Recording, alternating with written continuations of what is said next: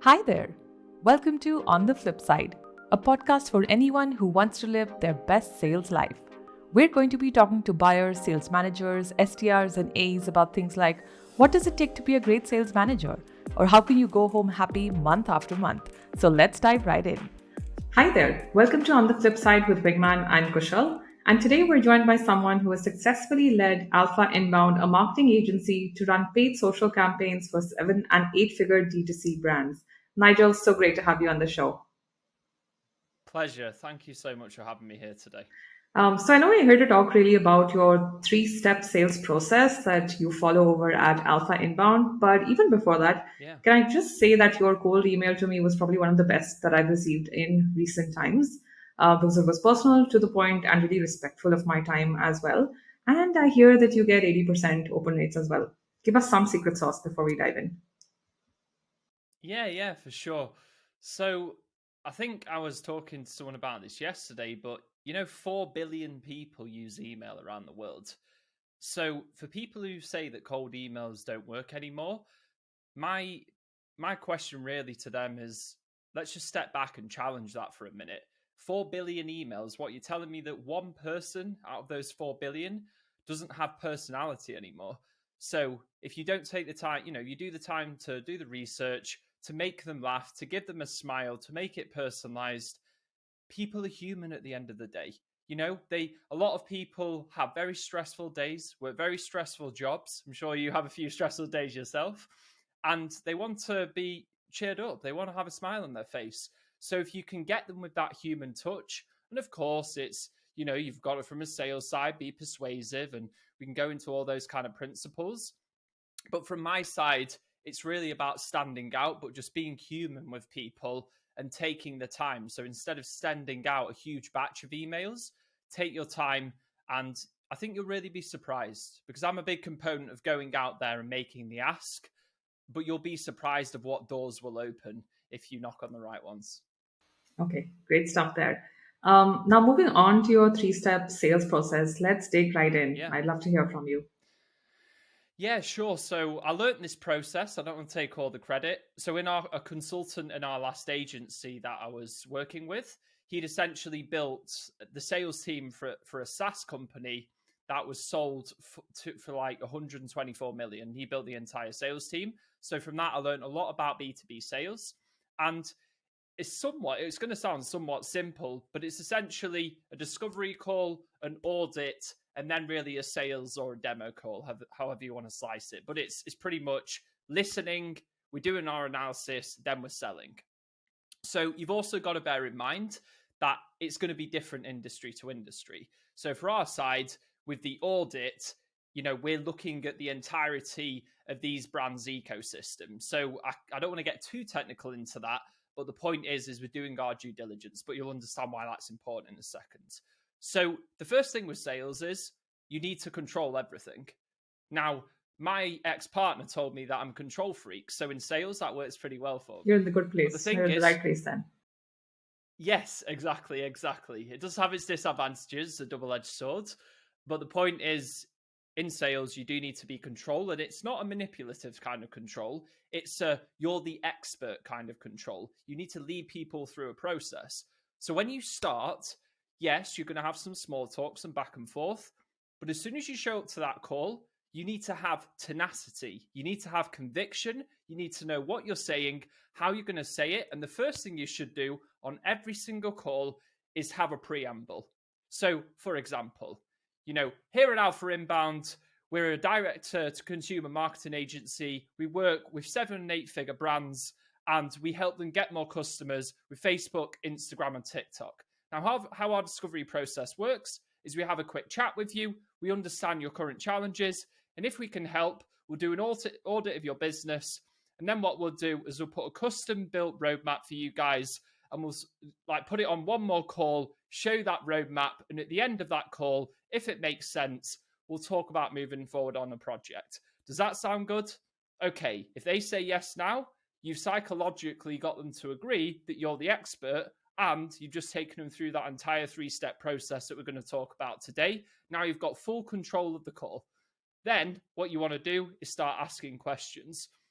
too many humans on this planet forget we have 2 ears and 1 mouth for a reason. You need to listen. Listening is one of the most undervalued skills, in my opinion, throughout sales and life and business. So, what you need to do is you need to ask questions. You need to really, really listen, shut down everything else. Your notifications, phones off, get rid of all of it. If you can really listen to someone, they will massively appreciate it. And the insights you'll get off that will be tremendous. I promise just that alone will increase your sales skills tenfold. But then from there, you need to dig in. You need to ask follow-up questions. Sorry, do you want to cut in here and ask me some Just a quick questions? question there, which is Yeah. really, your preamble sounds incredible, by the way. I think it was a really less than 30-second sort of recap of, what the company does, what you could really help folks with, and also how you run the process.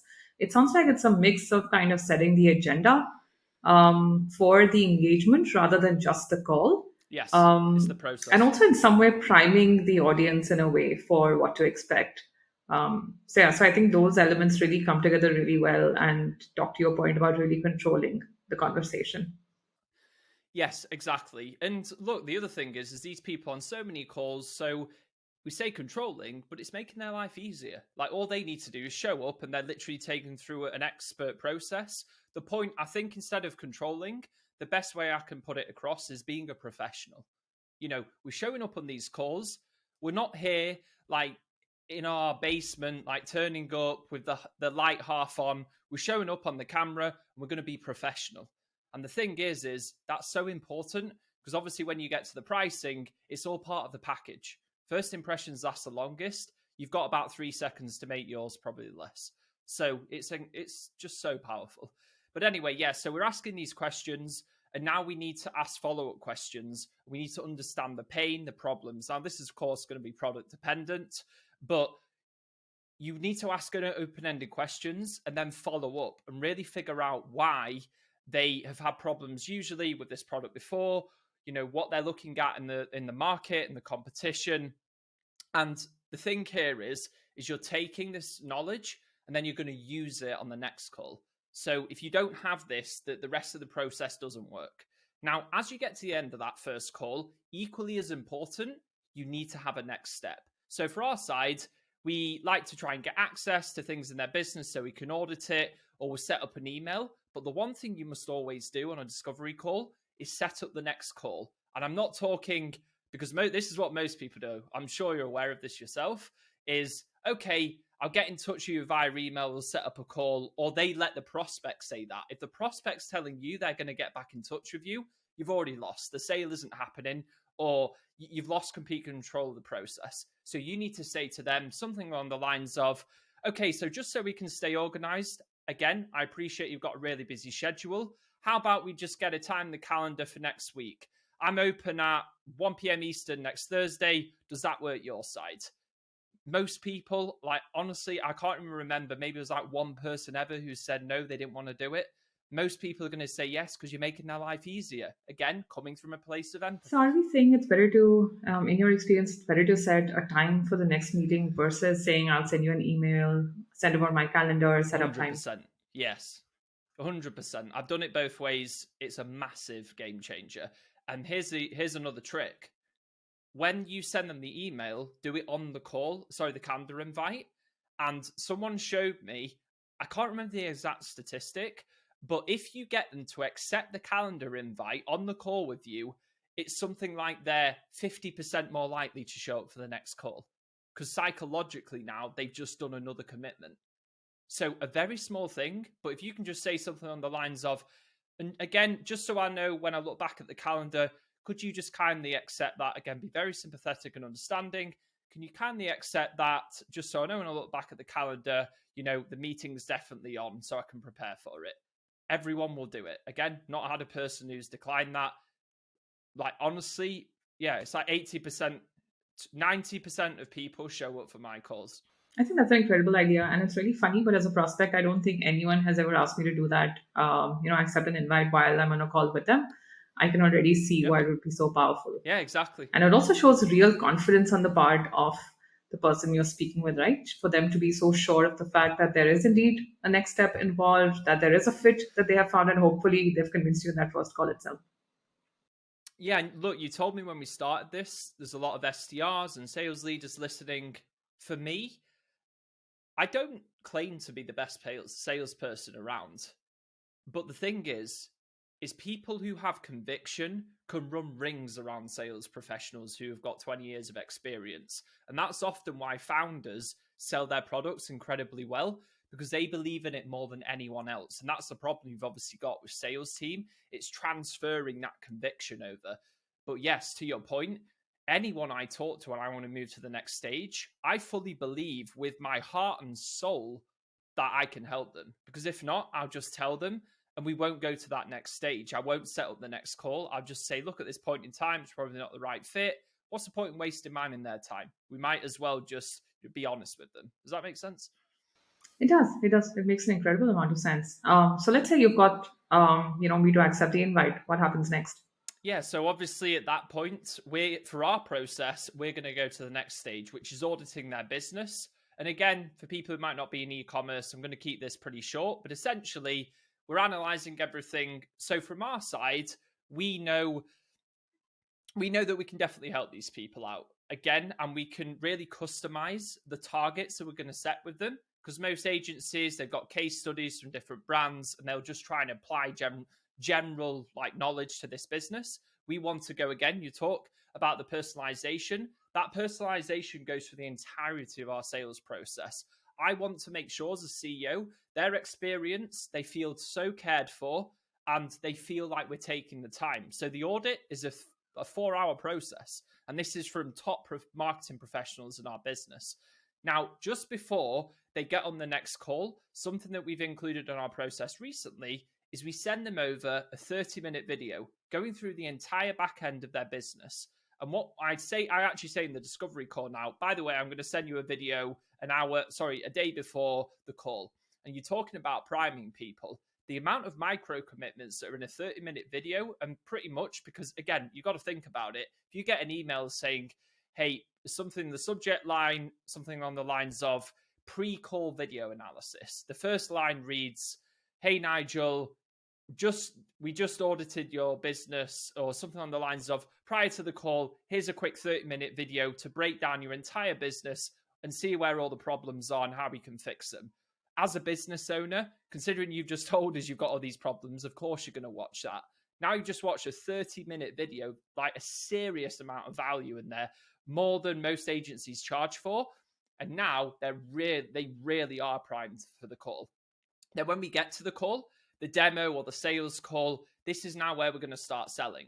Now, again, go for it. So it sounds like with this process itself, with this step rather, you're giving away a lot of knowledge for free in some sense, because you've obviously put in, like you said, almost 4 hours worth of work into it. Would some argue that it's maybe putting in a lot of effort upfront for a deal that you might not close? Curious, do you have data that kind of shows the deal won rates from that step to the next? But of course, that's a separate thing. Yeah. But also, what would you say to folks who might say, you know what, this is too much effort upfront? I'd say you don't know your customers well enough. I'd say you don't know your ICP. If you know your ICP inside out, you'll be able to filter those people out in the discovery call. If you don't know that, you need to do more research on your market. That's what I tell those people. Got it. That makes a ton of sense. And what about your deal won rates? You typically see, what's the conversion rate look like between, the audit and video and then the next deal closed? Everyone who comes through our audit since we started this business, 50% of the deals have closed. I think that's an incredible number, which really goes to show the amount of value that you're really putting in to the audit video, but also to the discovery process that you run, and like you talked about, really knowing your ICP really well. I know there's a bunch of questions that I can ask you around all of these things, but we're going to go ahead to the third step in this process. Yeah, sure. And just to point out, that 50% also includes some people when we did the audit that I couldn't filter out, and we said we couldn't work with them within that. Now, I also want to preface, we are still a growing startup. We should hit a 7-figure run rate in the first 12 months. So we haven't put as much volume as I want into that thing, which obviously that's going to be challenging. But I do, again, if I put the time in, I coach people right. And when we bring on our full-on SDR team, which should be at the end of this year, going into 2023, I have confidence we'll be able to keep close to it. And yeah, I'll be honest, it took a lot of time to build. It took a lot of time to build out the ICP and to build that process and constant iteration. There's still so much room for development. So for anyone out there, you can do it. It's just not going to be overnight. But it's honestly a joy for me to speak about this process now with you, because I know at the bottom of my heart, it's helping people so much. And to show up, I mean, a quote I read the other day from someone, which is, confidence is a luxury for the hardworking. And I really do believe that. If you put in that hard work, you show up on these calls, you know everything's inside out, you've done your research on the market and the prospect, you can have so much conviction and confidence just from your preparation. Makes all the difference in the world. So for the third part of the process, the sales and demo call, now we're going to go back, as well as the audit, we're going to create a slide deck. Now, this is really important, and this is what I learned from that consultant. So now we're going to go back to the discovery call, and you should have taken some notes, but on that discovery call, and I should have mentioned this before, for every single sale, I'm not sure if you've heard of this qualification process yourself before, but we've got the BANT acronym. So BANT happens in every sale: budget, authority, need, timing. They've got to hit all of these markers to get through the filter. That's extremely important. Great for sales team leaders, by the way. Now, when you're on this sales call, you go back to the discovery call, you go through the BANT process. You should be taking notes against all these points. Look at the pain and the problems. Take the 3 biggest pain points. Then when you're developing your slide deck, talk about the 3 unique selling points of your business, but customize it to their 3 biggest pain points. So when you go through the slide deck and they're on there thinking, wow, well, this is obviously the slide deck they show everyone. And then as they're going through, they're like, wow, this is exactly what I need. Well, of course it is, because he designed it exactly for you around the pain points you told us, because we listened to you properly on the discovery call. And before you get to the unique selling points, the first slide should always be the current situation. So the current situation of what's happening right now, go through that at the start, get them to agree to it so they know what the current situation is, then go through the pain points, and then get to the product benefits and the desired situation. And then obviously, you know, your investment timelines and moving the deal forward. And the last part is the 3-door close technique. But you might have some questions before I get to that. Oh, I'd love to hear about the 3-door technique, actually. Yeah, so for this one, this is really putting the power in your prospect's hands. So most people, when they try to close someone, of course, they just ask them the question. You should always ask, by the way, if you're a salesperson, you're not asking for a deal. You're not doing sales. You're just taking orders. That's me just being brutally honest. And I learned that on the hard way myself. So you need to ask. But when you ask, what you should do is present them with 3 different options. You see this with SaaS a lot. So obviously, you know, you have the minimum package, recommended, and then you have the higher package, the premium package. But essentially, you want to make a recommendation. First of all, you want to get their permission. So I'd say to you, you know, I've actually got a recommendation, if you wouldn't mind me sharing that. Okay, no worries. And now we've got the slide on the screen, the 3 different options. So this is the minimum we'd recommend, or our minimum package. Now, based on what you've told me, based on my current experience, and then obviously insert here something very specific to their current situation, I recommend that you go for this package here, which is the recommended, the middle package. Still going to be good for your profit margins. Then, if you want to say, but if you really want to push the boat out and you really want to be a bit more aggressive, we also have this package. Although the ball's in your court. So, what do you feel like would be the best option for yourself? Now, you've literally just given them 3 options. People want to make a decision, trust me. So now you've just put the power in their hands to make that decision. And instead of them thinking, oh, I don't want to be closed by a salesperson, they're now thinking something completely different. They're thinking, they've already got them thinking about which door to choose from. And psychologically, this is so powerful. So just today, I was in fact reading about decision fatigue and just what it kind of does to our brains, right? The fact that we have to really make so many decisions from the time that we wake up in the morning. And interestingly, I think Jeff Risley actually wrote about this on LinkedIn today. I think interestingly, he talked about how maybe it's easier to have meetings with your own team members earlier during the day, especially when you have to make a decision on a meeting. I'm just wondering, and it'll be interesting to actually see if there's any data on, you know, whether more deals close maybe slightly earlier in the day when people maybe aren't fatigued by making so many decisions.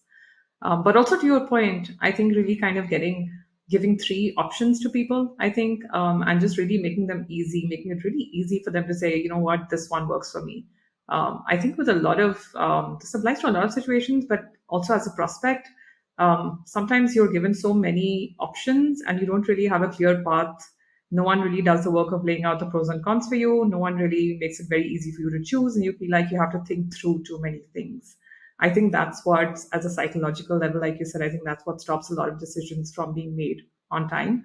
So, as a prospect, I can really see the value in really making it easy for your prospect to really be able to respond to you. Yeah, definitely. And if you've done this process right, by the way, because this is what I get on some of my sales calls, you get words of conviction back to you. Things like, yes, this is exactly what I need.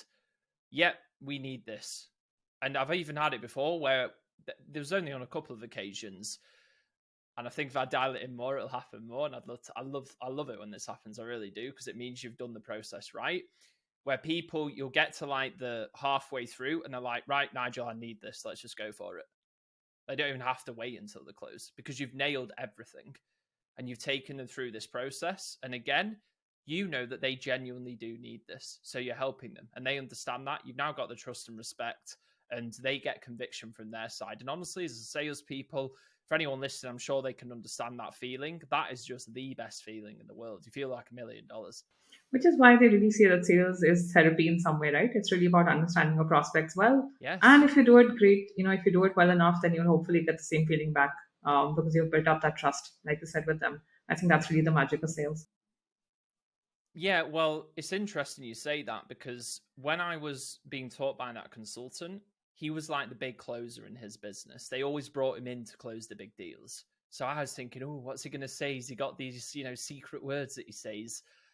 And then he just told me, no, actually, I'm just a human. I just have a conversation with people.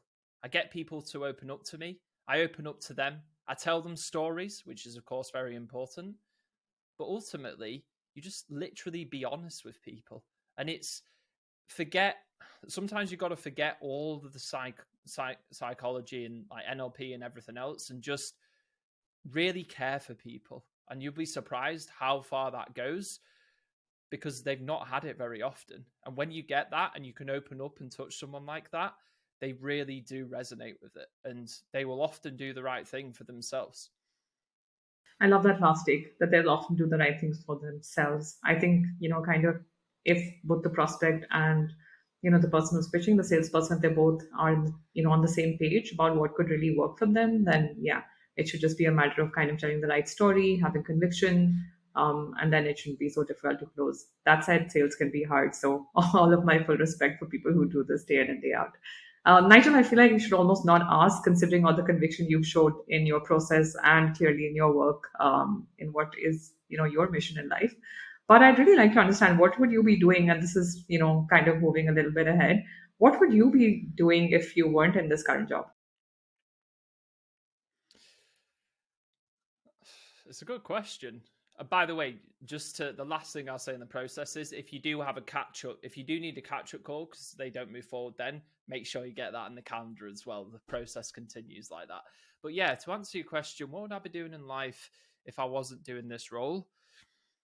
I don't know. Before we started, I was honest with you. This is the first time in my life that I've ever felt good at something, and that's business, by the way, and entrepreneurship.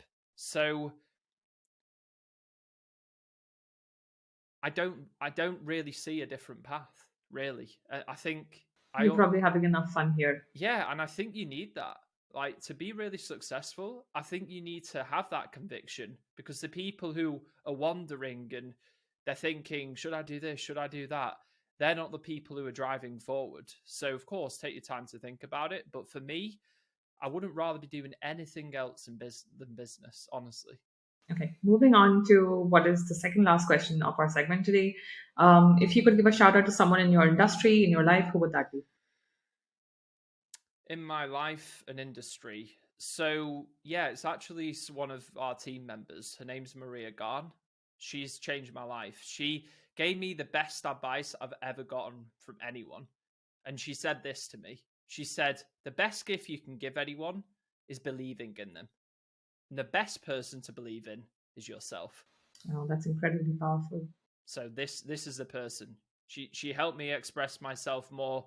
I was a nervous wreck like a few years back, got bullied a lot, was introverted in my head, even though I knew inside I was extroverted. And she helped me express myself more to the world and made me look in the mirror and actually be a little bit proud. Not quite there yet, but a little bit proud of what I see back. And again, for anyone out there listening, especially in sales, believe in yourself, but make sure your actions map up to your belief. There's no point in just having a vision of where you want to go and sitting down and doing nothing about it. If you want to go somewhere, sure, you've really got to put that destination into the sat nav, if you're using this analogy, but you need to turn on the engine and drive. And guess what? There's going to be a few bumps in the road. So believe in yourself, but take action, and then you create this positive feedback loop. And it's incredible. It's honestly incredible. Okay, great. Here's the last question for our segment today. Wrong meanings only is the name of the segment, where I will give you a word, a phrase, and you have to give me what is the wrong meaning The wrong for that meaning. particular phrase. Yes. A wrong, funny meaning. Okay. Okay. Okay. So let's try Okay. with the first one is digital marketing. What is it not? Yeah. What digital marketing is not is, I can splice this quite a few ways because I know a lot of the pain points in my industry. It's not a it's not a it's not a game. It's not a casino. I'd say that. It's not a casino. Don't go gambling. Nice. TikTok, TikTok. Okay. TikTok's not for kids. paid social. That's the last one, by the way. Yeah, sure. Paid social. I've got a good one. Paid social's like petrol. It's dangerous in the wrong set of hands. Okay, great stuff. Love it, Nigel. Thank you so much. I've had an incredible conversation with you. I think a lot of the things that you said will really resonate with whoever listens in. So I think that was incredibly powerful. Thank you so much for taking our time for us today. No worries. Take care. It's an absolute pleasure to be here.